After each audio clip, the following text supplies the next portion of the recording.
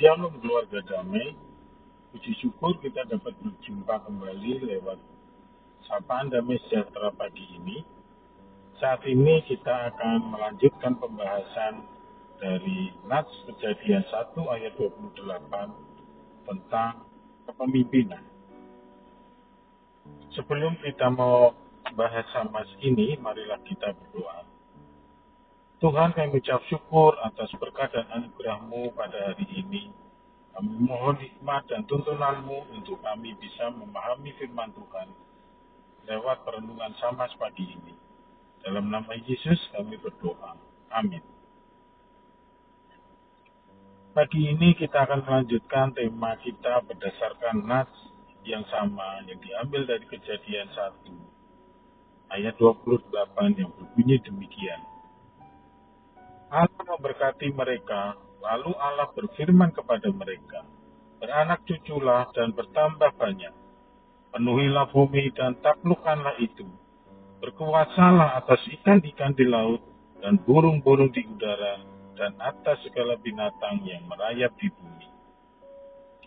Jemaat damai yang dikasihi Tuhan, saat ini sering terjadi krisis kepemimpinan dengan banyaknya indikasi penyimpangan dalam kepemimpinan dan kekuasaan, termasuk dalam kepemimpinan Kristen. Krisis kepemimpinan bisa terjadi di semua aspek kehidupan kita, mulai lingkungan yang tersempit di keluarga, hingga lingkungan yang lebih luas, seperti di gereja, organisasi kemasyarakatan, bahkan di pemerintahan dan negara. Dampak buruk dari krisis kepemimpinan adalah rusaknya perilaku masyarakat dengan hidup tidak teratur dan tidak mau menaati aturan dan norma-norma yang berlaku. Akibatnya, masyarakat hidup semaunya sendiri dan hukum tidak ditaati, sehingga terjadi kekacauan dalam kehidupan sehari-hari. Dalam lingkungan keluarga contohnya, anak-anak dan anggota keluarga lainnya bisa terdampak dari krisis kepemimpinan keluarga. Misalnya, mereka tidak mempunyai arah hidup dan contoh dari orang tuanya, maka hidup anak-anak tidak mempunyai tujuan dan kehilangan masa depan. Warga damai yang terkasih, perintah Allah dalam Kejadian 1 ayat 28 untuk menaklukkan dan menguasai bumi bisa diartikan juga sebagai perintah untuk memimpin sesama manusia dan kehidupan makhluk lain ciptaan Tuhan. Tujuan mandat ini adalah agar tercipta keseimbangan hidup seluruh makhluk ciptaan Tuhan dan bumi yang ditempatinya, sehingga akhirnya Allah bisa dimuliakan dan diingat sebagai pencipta atas bumi dan segala makhluk.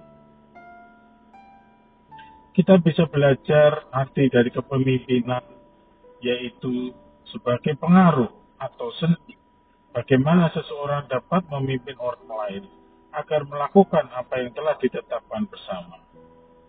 Kepemimpinan Kristen adalah bagaimana setiap orang Kristen yang hadir dipimpin oleh kasih yang berdedikasi untuk melayani berdasarkan pemahaman Alkitab yang benar, yang dipelajari dan disadari. Pola kepemimpinan Kristen seperti yang diajarkan Allah adalah kepemimpinan yang melayani, menuntun pada cinta, rendah hati, mengajar, memberi contoh sebagai guru. Seorang pemimpin haruslah mampu memimpin jalan dengan kekuatan yang membebaskan dan menghidupkan serta membuat pengorbanan. Jadilah pemimpin yang memberikan kontribusi bagi setiap kita di bidang apapun untuk menjadi berkat bagi dunia.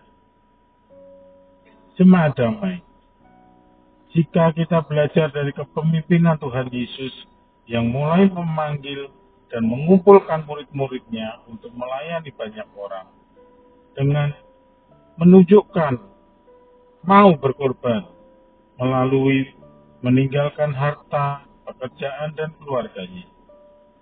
Yesus memimpin murid-muridnya untuk menjangkau banyak orang, untuk menyampaikan kabar gembira tentang keselamatan. Mereka hidup dengan rendah hati, tidak menonjolkan diri dalam kemewahan atau status sosial, agar mereka bisa melayani banyak orang. Itu semua mereka lakukan atas dasar kasih untuk satu tujuan utama, yaitu banyak orang mengalami pertobatan dan membebaskan mereka dari dosa-dosanya. Bagaimana dengan kepemimpinan kita? Banyak peran yang bisa kita ambil melalui kepemimpinan kita, baik dalam keluarga, pelayanan di gereja, pekerjaan, maupun di lingkungan masyarakat luas. Seringkali kita menolak tawaran untuk memimpin karena kita tidak mau mengorbankan waktu dan kehidupan pribadi kita yang sudah nyaman, atau bahkan berat menerima beban sebagai pemimpin karena tuntutan untuk bisa hidup rendah hati dan hidup dalam kasih. Namun jika kita menghayati mandat Allah dan mencontoh kepemimpinan Yesus, harusnya tugas kepemimpinan kita terima dengan senang hati. Mengingat pada tujuan utama mandat itu, untuk menyalurkan kasih karunia kepada banyak orang, merupakan tugas kepemimpinan yang sangat mulia. Kita bisa memimpin dengan baik jika kita memiliki hikmat yang berasal dari Allah. Hanya dengan hikmat, maka kita bisa mulai menjadi pemimpin dan memberi berkat untuk menyalurkan kasih karunia. Bahkan kita bisa menerapkan kepemimpinan yang paling susah di hidup kita ini, yaitu memimpin diri sendiri.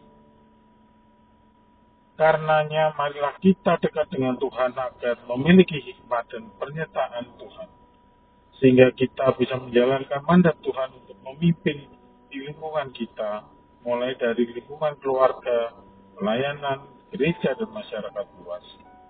Dengan kerinduan bahwa melalui kepemimpinan kita, banyak orang menerima kabar baik dan mendapatkan berkat dari Tuhan.